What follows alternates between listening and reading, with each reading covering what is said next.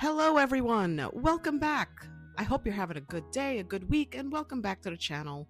In today's video, we're diving into the truth about women's health tracking apps. From hidden data sharing practices to biased algorithm design, what's really happening here? Let me know in the comments. Do you use one of these apps?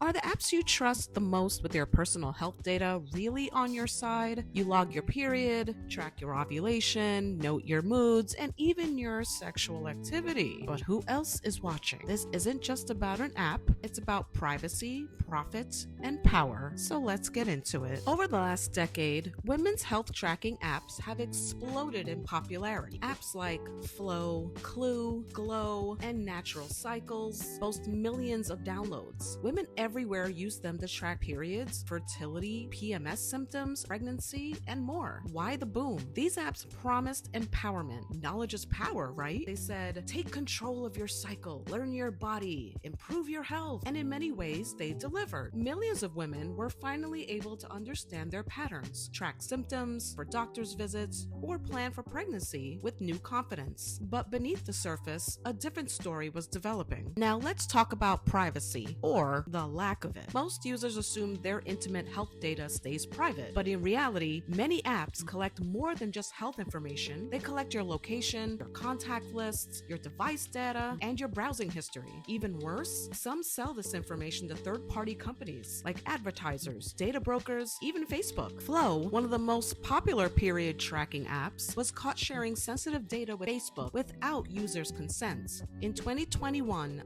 Flow Health settled with the U.S. Federal Trade Commission for misleading users about data sharing. Despite promising privacy, Flow secretly shared data with Google, Facebook, and others for marketing purposes. Period start dates, pregnancy intentions, symptoms, and moods shared with ad networks. Imagine telling your app that you're trying to conceive and suddenly seeing fertility-related ads on Instagram. This is not a coincidence, and I'm sure you've noticed before in your everyday lives. That's targeted marketing built on your private health data. And Flow isn't alone. Multiple apps have been investigated for similar practices. Some hide behind vague user agreements full of legal jargon. Others simply don't disclose how much data they're collecting. Women's health apps are a gold mine of information for advertisers, pharmaceutical companies, and insurance firms. Your data is the product. The privacy stakes skyrocketed in 2022 when the U.S. Supreme Court overturned Roe versus Wade. Suddenly,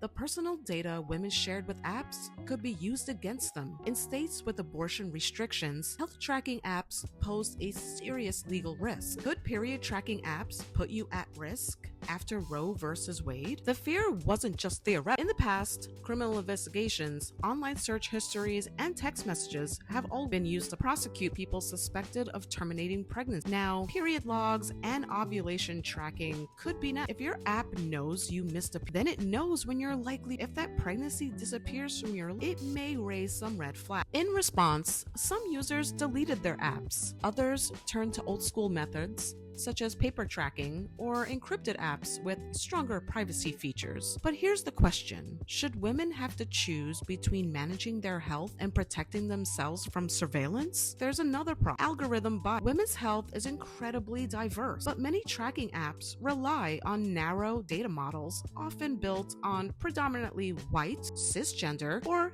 heterosexual users. This means women of color, transgender men, and non-binary people may find these apps inaccurate, frustrating, or even completely unusable. These apps often reinforce a binary view of womanhood and ignore the lived experiences of marginalized groups. That's just not exclusionary, it's dangerous. Some apps mislabel irregular periods as abnormalities, failing to account for the conditions like PCOS or endometriosis. Others give fertility predictions without disclosing how inaccurate they can be, especially for people with variable cycles. One study found that some apps gave ovulation predictions with zero scientific backing, based purely on user guesses or past averages. These aren't just tools, they're shaping real-life decisions about sex, about pregnancy, about medical care. If the app is wrong, the consequences can be life-altering. But let's be clear, these apps are not just about women's health, they're big business. The global femtech market is projected to reach $100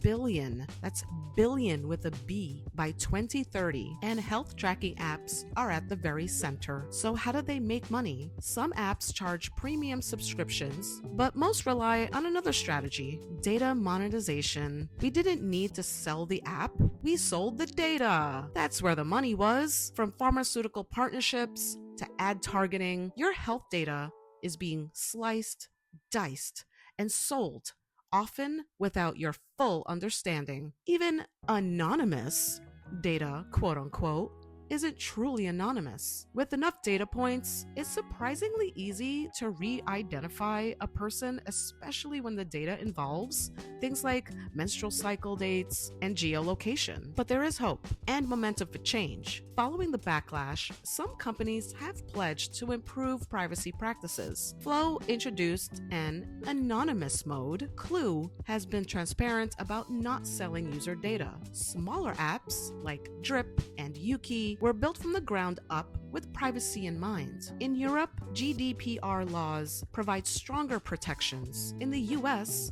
more states are introducing data privacy legislation, but real reform will require more pressure from our users. We need transparency, regulation, and consent. Health shouldn't come at the cost of surveillance. So, what can you do? Read the app's privacy policy. Look for open source or offline apps. Use encrypted storage. Consider tracking on paper. Spread the word. And most importantly, demand better from app developers, from lawmakers, from tech companies profiting off your most private moments. Women's health deserves respect, and that starts with data dignity. Women's health tracking apps promised liberation, but all too often, they delivered exploitation. It's time to pull down the curtain and take back control. If you found this video helpful and informative, please give it a like, and I hope you'll stick around and hit that subscribe button, and I'll see you next time. Thank you. Be well.